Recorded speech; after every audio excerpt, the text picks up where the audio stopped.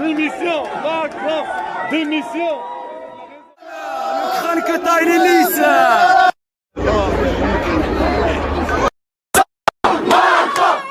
J'ai mon fils qui a 8 ans, il m'a demandé si le prénom de Pierre existait vraiment ou c'est que dans le livre. Tellement qu'il y a un manque de mixité. 13 avril, dans le bulletin officiel des annonces des marchés publics de la République française, que vous avez ici à l'envers, mais vous pouvez vérifier. Un appel d'offres qui vise tout simplement un contrat de, je cite, social listening, ce qui veut dire en anglais faire de la veille et de la détection des contenus hébergés sur les espaces d'expression en ligne. En un mot, il s'agit de surveiller tous les réseaux sociaux de France. Je vous le lis, c'est page 2.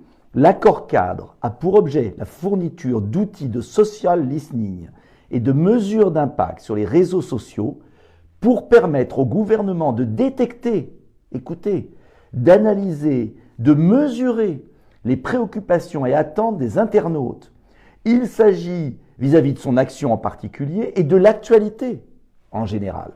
Il s'agit d'un marché passé sous le mandat de la direction des achats de l'État pour le besoin de l'ensemble des ministères.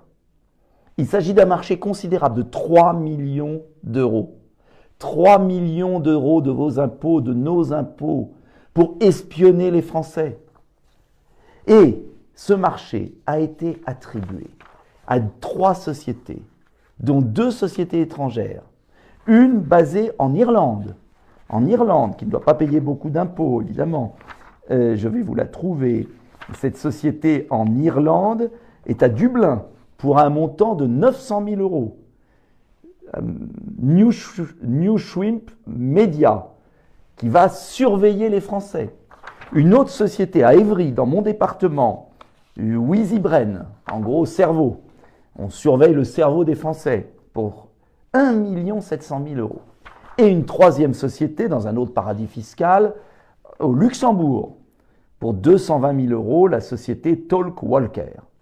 Cela veut dire que le gouvernement français met en place, 1 an avant l'élection présidentielle tout juste, met en place un système de surveillance généralisée des réseaux sociaux qui permettent d'encadrer à terme, de fermer, de surveiller, de ralentir la progression de la liberté.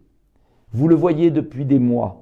On a un président de la République qui a suspendu les droits du Parlement en matière sanitaire. Et vous m'avez beaucoup soutenu et je vous remercie d'avoir diffusé ma vidéo. Vous avez un gouvernement qui prépare un pass sanitaire numérique pour que votre état de santé soit public. Et vous avez un gouvernement qui maintenant met en place par les services de l'État la surveillance des réseaux sociaux et rémunère des sociétés basées au Luxembourg et en Irlande. Je vous le dis, l'enjeu de 2022, c'est d'en finir avec ce pouvoir macroniste qui porte atteinte à nos libertés. Je serai en 2022 le candidat de la liberté. Je me battrai pour qu'on change de système. Car il ne s'agit pas de remplacer Emmanuel Macron.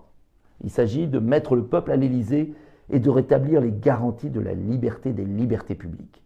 C'est un sujet majeur et je vous demande de diffuser cette vidéo avant qu'elle puisse être censurée et menacée. Il est temps de se mobiliser. Bonne soirée.